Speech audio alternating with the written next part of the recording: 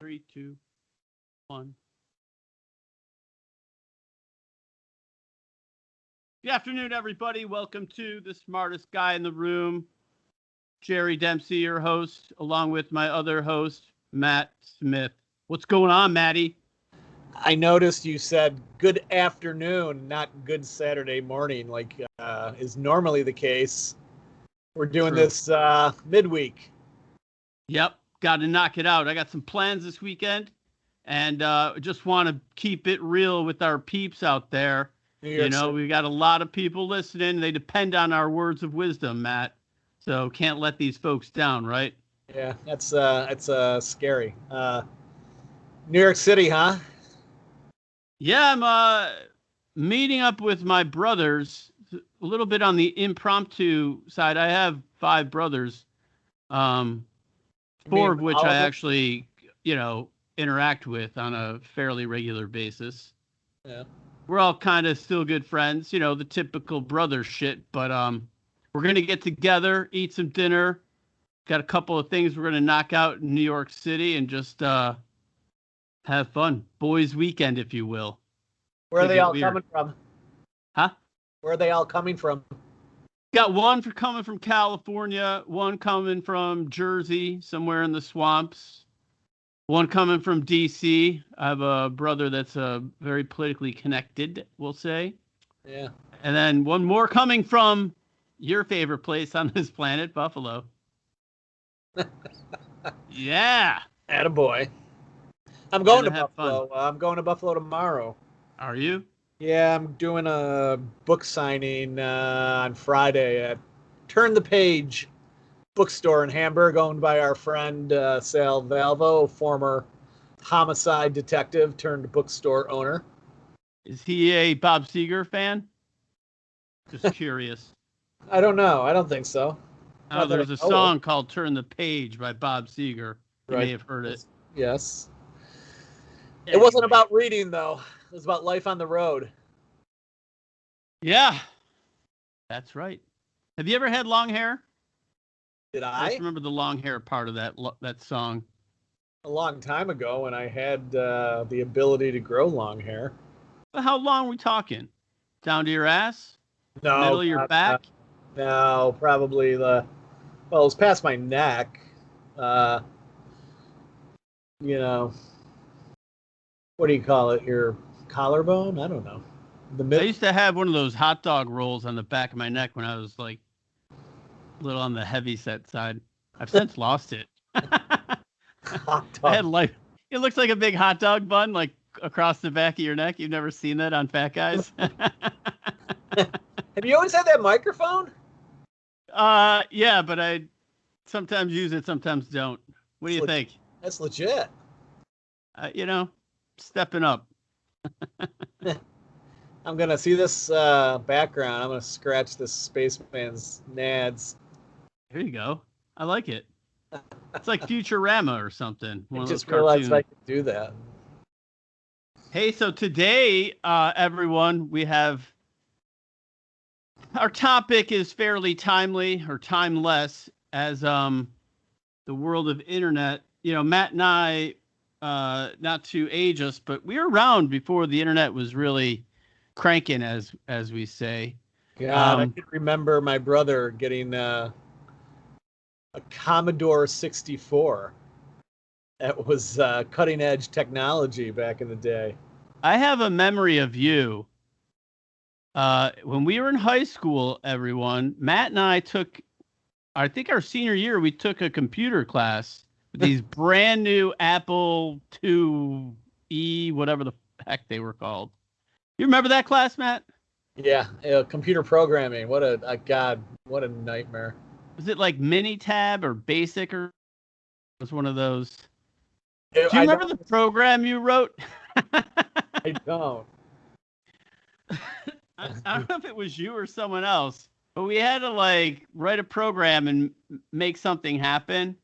And I thought it was you. Correct me if I'm wrong, but wrote a program that flashed "Lick My Pulsating Love Pump" or something like that. Was that not you? Yes, I remember that. Yeah. I failed that class. I cheated off this kid named Pat, who played football with him. But I think he used to watch Hee Haw with your father too. Yeah. Now the boys, my father made everyone watch Hee Haw with them on Saturday nights before all the boys went out drinking. One of the best memories of my life. I loved it. Your dad was so nice to me. Yeah, he was a good guy. Yeah, he was. So, folks, today we're going to talk about social media. I mean, it's probably never going to leave us. It's one of those things that's come on in the last 15, 20 years or so.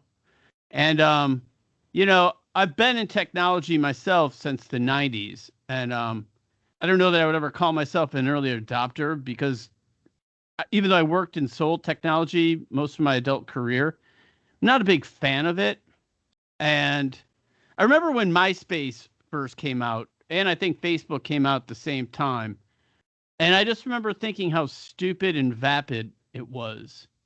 And I can't say that my mind has changed a whole lot since then.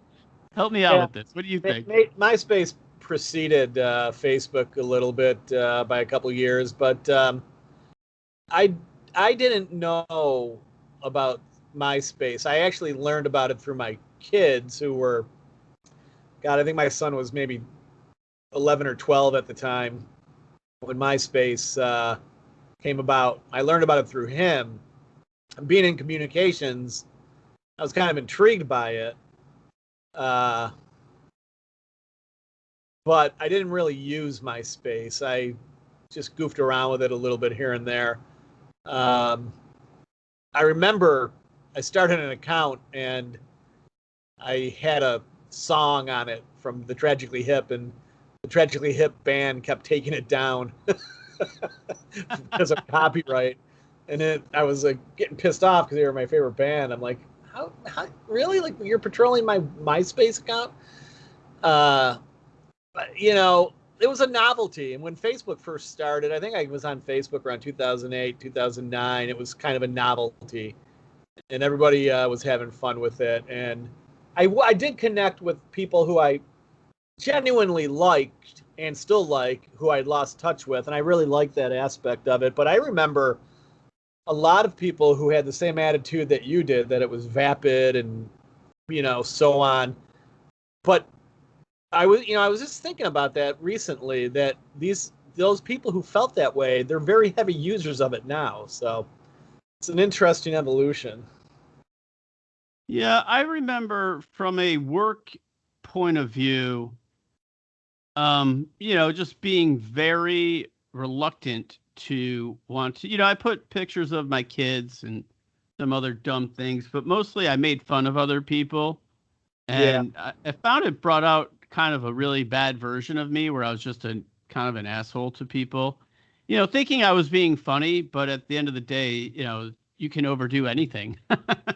And I would overdo it. I mean, one of the problems is it's like a text, like the thing, emotion and tone don't always come across very well in a text form. Yep. And I remember that you used to drive me fucking crazy with that. And I remember I blocked you a couple of times because I never knew where you were coming from. Yeah. And I mean, part of that, to defend myself in just a small way, because ultimately I knew I was being a dick. I never took it all that seriously. And in my world, I kind of enjoyed the abuse because I could take it, and I got it quite often. So I thought it was, it's like normalizing friends that like fist fight, and to put it in more of a metaphorical sense. So I thought it was just funny to say shitty things to each other and then just laugh at it and not really involve feelings or emotions. And that, at the end of the day, that's the way to behave. Yeah, it was, I was an early person, I suppose, on Facebook, but I didn't get into the other social media programs or platforms for a long time. I started getting more, I do communications for a large political interest group, and we use social media a lot in our daily performance of our job, because we're always running messaging campaigns and, PR campaigns and political, campaigns. So we use and, try to maximize the different social media platforms and the advertising and things like that. And, so I've evolved numerous times in numerous ways on social media. It's weird. I have a more jaundiced view of it now than I did when it first came about, where a lot of people our age had a more jaundiced view of it, I think, when it came out, as opposed to they do now. At least that's my perception. So Yeah, I mean, it's like any other tool, right? I mean, when we were little kids, they would say TV is going to ruin children, right? It's going to make you go blind. It's going to turn your brain to mush. And so this is, this generation's equivalent of a 60s kid watching too much television. But that being said, kids berating and bullying each other on the internet is invasive. And this is where, my son has asked me point blank, Dad, were you bullied at all when you were a little kid? And I told him, I was kind of a chubby kid, and I had a big mouth too, which didn't always bode well for me. But ultimately, when I think about it, I'm like, I might have got bullied a little, but not much. And most of the crap I got from other kids, I kind of had it coming because I ran my mouth at them. Yeah. But in this day and age, again, especially even in high school, if you think about it, think of all the fights kids would have down at the beach or whatever. You knew if you ran your mouth at some point, you're probably going to have to back it up, Yeah, I think, bullying has existed forever. And I think it's hard to be bullied no matter when it took place, in terms of, the era, whether it was when we were growing up or now. But however, I think bullying is more serious now, because when we experienced bullying as a kid, it was usually in front of a group of like 5, 6, 7, maybe 10 people, and you either left, cried, or fought your way out of it, and it was kind of over until maybe the next time you got bullied, a couple of weeks later or something like that. Now, these poor kids, if you're getting bullied online, you're getting bullied in front of a massive audience. Yep. And people who aren't even actively involved in the initial bullying, they could be sharing it. I couldn't imagine the torment of being bullied over social media.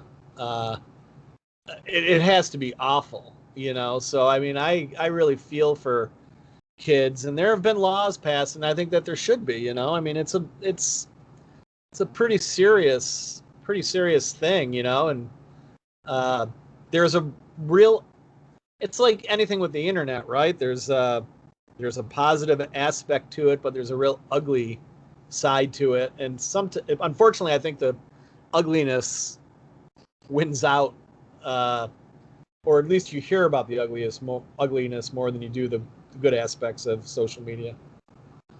Well, that's just the point. It's like anything we have that's a powerful tool in this world can, do I use it for good or do I use it for bad?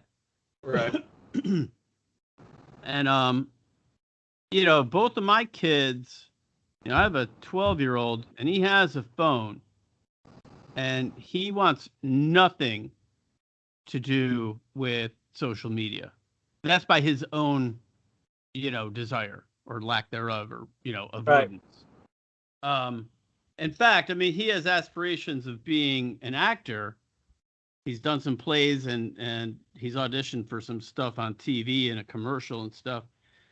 But, I even suggested to him, I said, you could have your own TikTok. I'll help you with it, yada, yada. And he's like, "No, Dad, I don't want anything to do with social media." He's smart. He's smart. I admire. We both know people that from day one till now have never opened up a social media account, aren't on social media. We've got friends that don't have no trace on social media, and more power to them. I've tried to get off social media, but it's weird. It's like being in the mafia. Like once you're in it, it's hard to get out. Yep. And I've taken vacations from social media for sure. And then even to now, I only do, like, I have a rule that I just focus on positive things. It's tough too to get off when you're like in a line of work that I am. Like, I write books, and and I do a lot of creative stuff. So social media is a platform for me to get my work out. And you start an account, even if it's, if you start an account with altruistic reasons to promote your work, you still have an account that you can see and all the engagement that pertains to other things besides your work too. So, it's a real, it's part of Americana now, right? So, I mean, yep. You just have to learn, I guess, navigating it. And I'm sure there's plenty of people now that consult on how to do it and all that fun stuff. Experts, as they call. Everybody knows you and I are experts at nothing, and we are proud of that fact. I'm the leading expert in nothing. Yeah, but I was thinking about that the other day.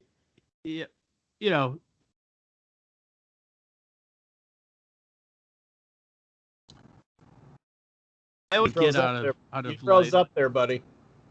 Oh, awesome. All right. Yeah. After I was just trying to get out of myself that, like, you wonder, what is the value that you bring to the world? What's your value offering? And I think the more people do that as it relates to social media, the better off they can kind of self-navigate or self-manage their own lives. Yeah. Instead of like bullshitting, and like putting water on your face and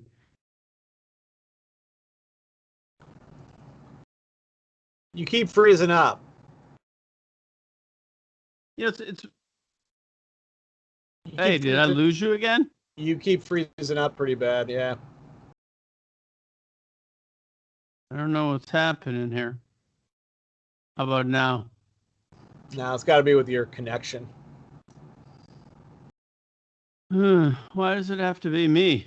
I don't know. So, yeah, but what you were saying, I think, is we'll edit this out. What were your so you're I think you were speaking to this to me. You have to be cognizant of what you're putting out there in the world, and it's not always easy on social media to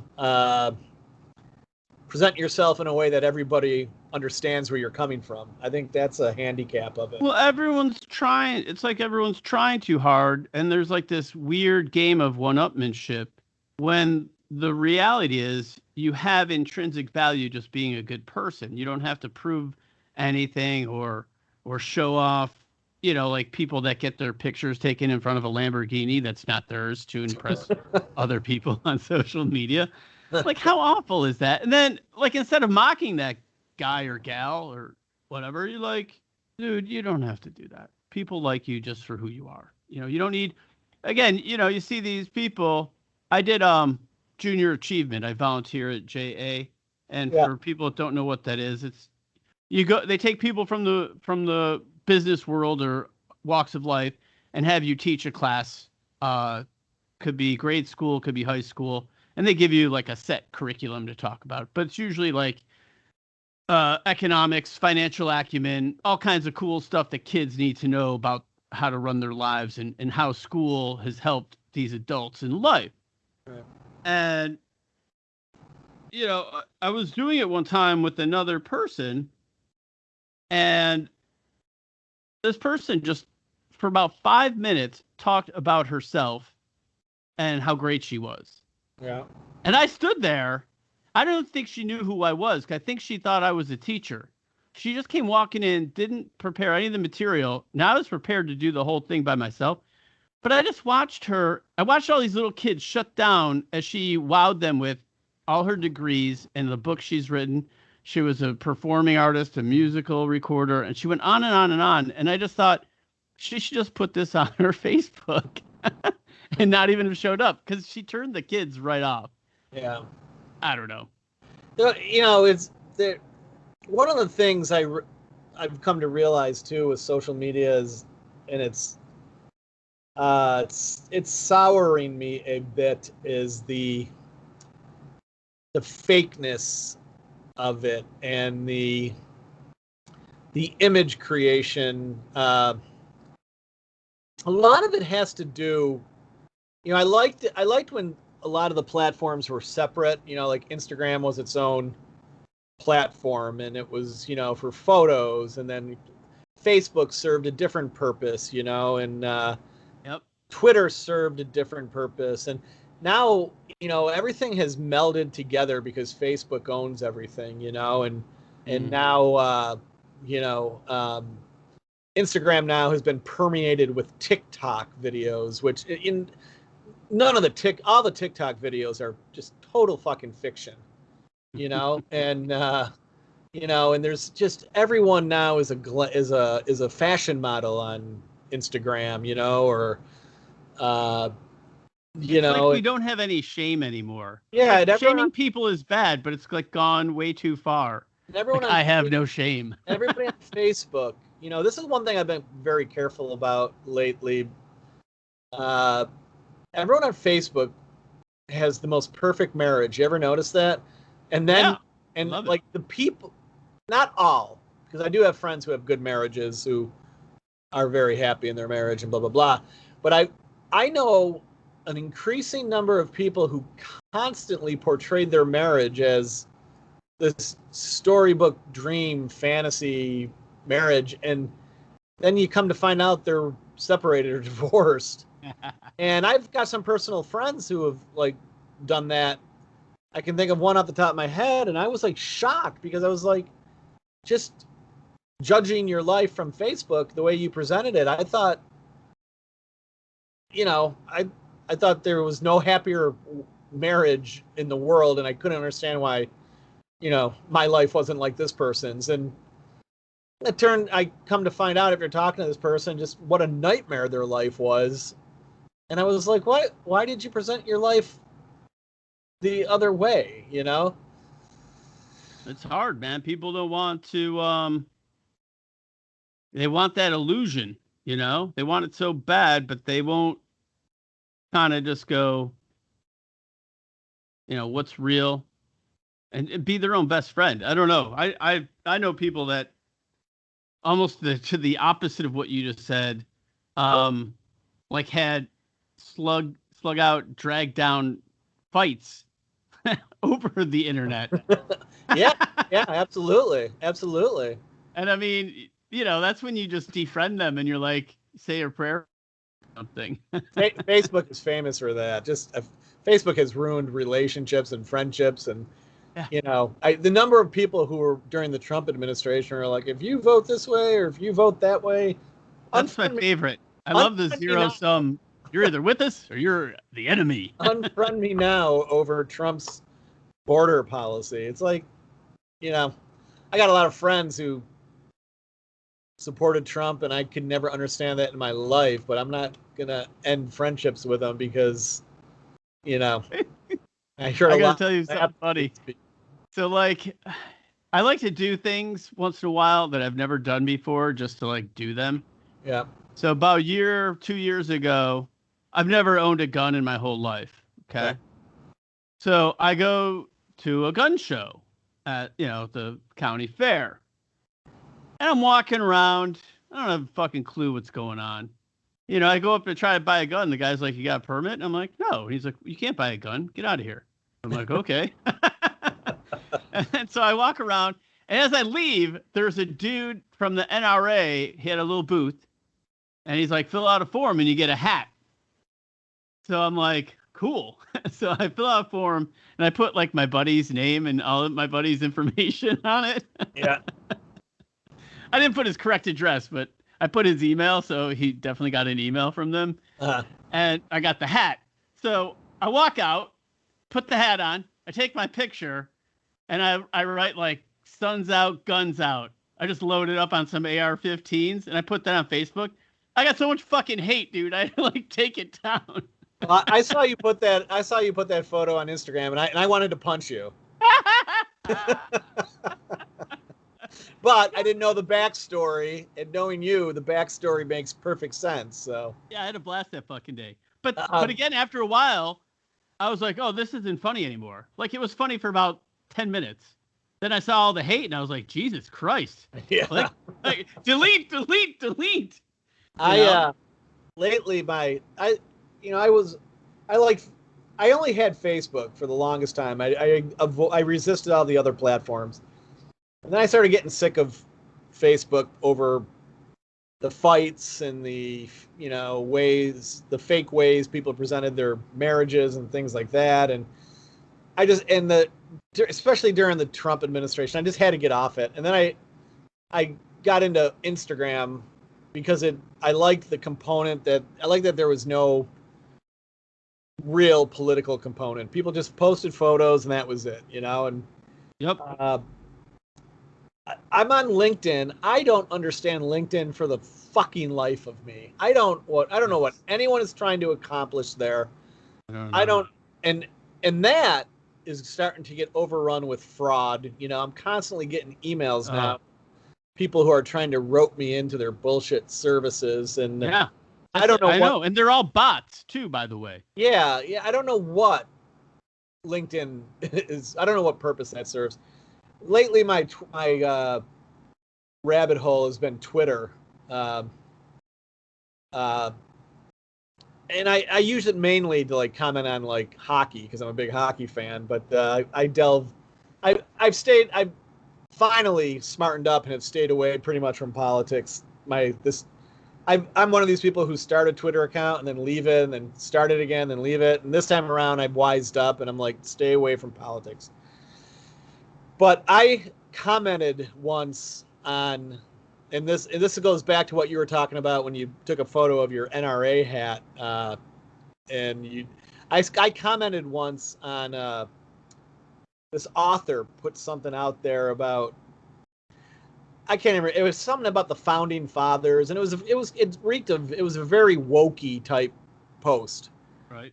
And I commented on her post, and I didn't do it from a confrontational standpoint. I was trying to say that, well, we were settled, during the American Revolution, the founding fathers were all white guys, blah, blah, blah. I was trying to make a factual, level-headed comment. There's your first mistake. Right. And apparently this author is like a best-selling author, has sold like 9 million books. Yeah, I'm great. I had people shitting on me for a month and a half. I mean, it would not stop. I probably had, I'm not lying to you, I probably had close to at least 5,000 comments of people who wanted to like murder me. And I don't even know what I said. So, yeah. It's Twitter especially can be a fucking cesspool. I made a comment on Joe Rogan's Instagram. Yeah. And it was totally just a smartass. He'd like taken a picture of like some meat that he cooked and it was all pretty and stuff. And he's like, oh, blah, blah, blah. I'm Joe Rogan. I can't wait. And I'm just like, I strangle my fucking meat before I eat it or something like that. Just something stupid. Right. And I got so many guys like fucking wanting to kill me after that. How dare you speak to our hero Joe Rogan like that? And I was like, Jesus Christ, take it easy, all right? So much wokeness, so much hero worship, so much, you know, I don't know. But again, you know, It always reminds me of the fucking guy from SCTV.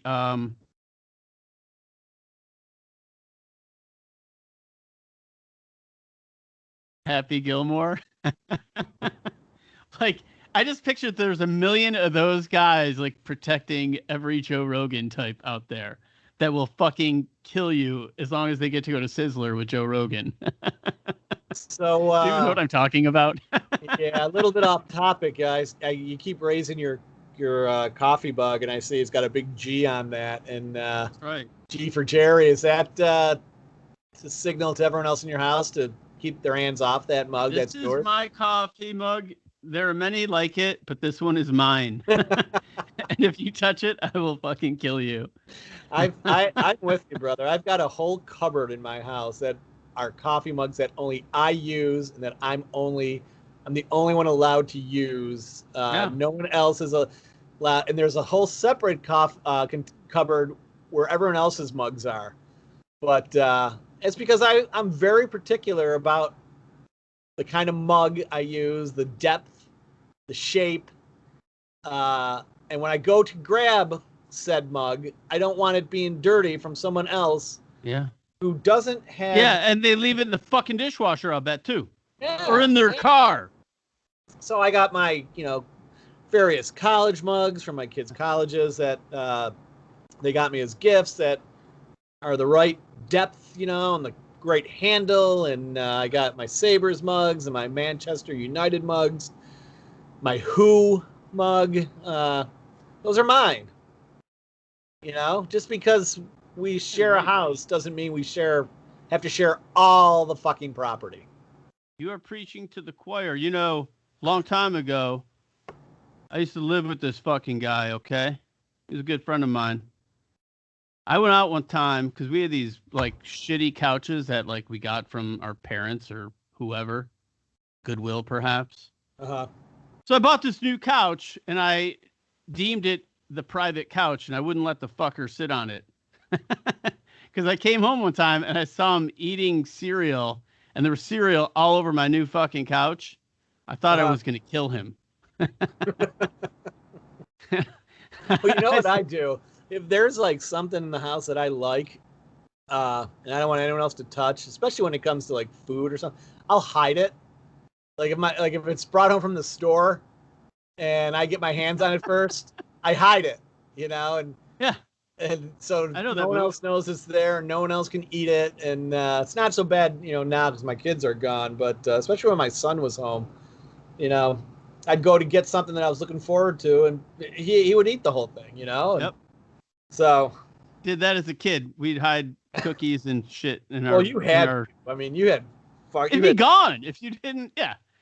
11 kids. Like cookies and good stuff was gone within the first hour after my mom got home from shopping, man. Although somehow I managed to, tack on extra weight, so I wasn't missing out, buddy. All right. I remember you when you were young. I liked my food. What do you want? Well, listen, it's a good conversation, very timely, and folks, stay the fuck off social media because if you start arguing with someone, it's probably a bot. Think about that. That's I don't have any clever quotes, but I want you to think about that you're arguing with a mirror. So you're arguing with some weird projection of your own idiot self.